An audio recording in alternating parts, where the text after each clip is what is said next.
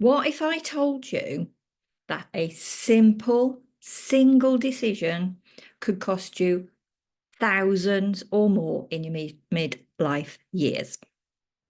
So, welcome. My name's Tracy Montgomery, and I talk about all things menopause, midlife, and all the crap that comes along with it. Now, I don't do an awful lot about your symptoms. I do look at how those symptoms can affect you financially and how they can affect you mentally. So, we know 51% of the population are going to go through menopause at some point. We get a little bit confused on the terminology. Perimenopause is when we get that hormonal shit show. And that is when the majority of women find going out to work quite difficult. 40% of women will either change or give up their career at that time. So this is when those decisions on whether to carry on work or not can have an impact on your later life finances. So, what sort of careers are being left?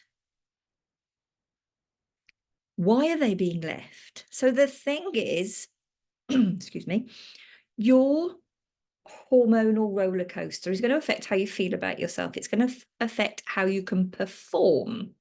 Now, we know it's not a given. We know that not all women are going to be affected exactly the same.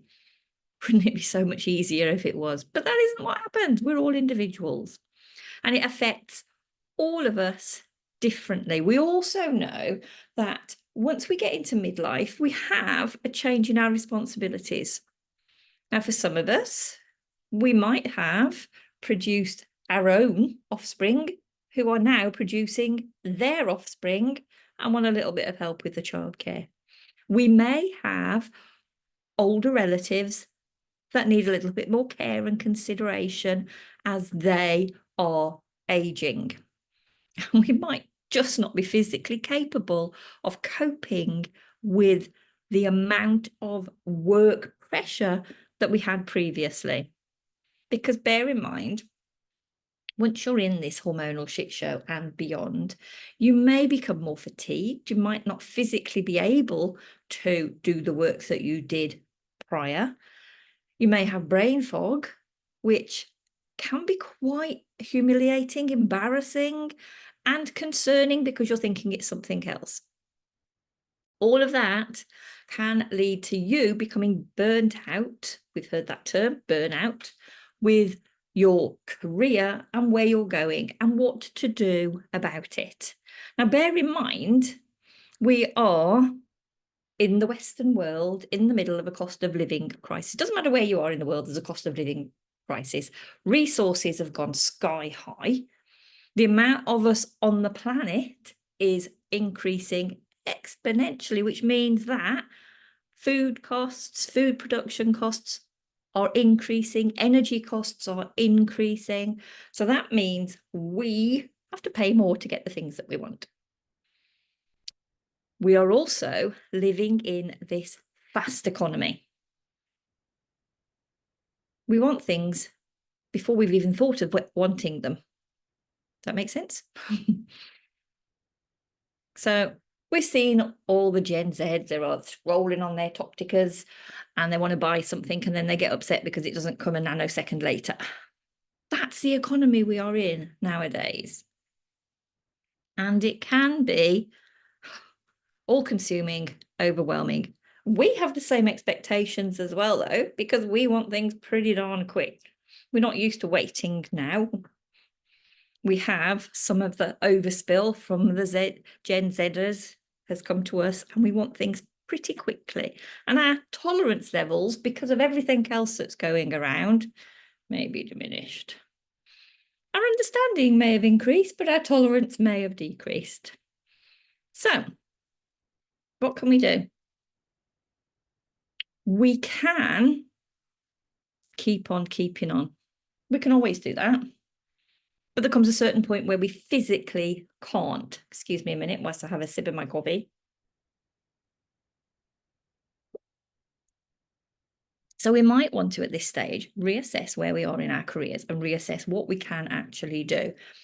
You may want to stop with the employers that you're with and talk to them about some provisions that they can put in place. Talk to them about your career path, because you've still got a career path and you're still worthwhile. Make sure that you tell yourself every day how worthwhile you actually are. Just because you've got on in years does not mean to say that your skill set, your experience are no longer worthwhile. They are. You could look within your company for mentorship to help you through this. Now, your company should be providing support for you. I know, it doesn't always happen that way. But they should. They should be. But it's not the be all and end all. Staying in the same position, in the same job, in the same career path is not as it was when we were in school. Now, we were told when we were in school, I might hasten to add, my dad didn't tell me this, and I didn't follow this career path anyway. But I know people who have, who left school or left university, went into a particular career and stayed on that career path because that was the thing to do. It was instilled in me to do my best at school. Now, there's a number of reasons for doing your best at school, and it's not all to do with the qualifications. Doing your best at school will follow into your workplace, and you will do your best in your workplace. You will do your best for yourself. There's a difference. Just because you didn't academically attain does not mean to say that you did not do your best, because if you perform at your best, you're going to get better back. Do not expect anybody out there, no matter what they tell you, to sort things out for you. That ain't going to happen. This has to be choices for you. You need to choose whether you want to stay in the position that you are in or whether you want to move to something else. And there are options. We know there are options, lots of them. So you need to talk to somebody who can offer you those options. We have plenty, so we can talk. And those options need to be able to fit in with your current lifestyle. So if you feel you can take on more work, then take on more work. There's nobody out there going to tell you not to. That's your personal choice. If you feel that you want to earn more, but just could not physically go out to work, you can do things online. There are lots of choices out there. Some of them are easy. Some of them will be easy to you and difficult to others. It's a choice. We have choices. And without those choices, our life's just going to stay the same. So do not expect to get a different result tomorrow if you're doing the same today. If life isn't giving you what you want, you need to do something about it. So if the choice is that you cannot physically do your job anymore, drop a message below and we can talk. It's not the end. And don't let anybody tell you that you're too old. You're never too old to change. You're never too old to learn something new. So I hope that has given you food for thought. I hope that those of you out there that are thinking this hormonal shit show is too much, it's never going to end, it can get better. For some of you, no, it won't end, because when you get into post-menopause, that's a bit afterwards, you're still going to get some symptoms. Sorry.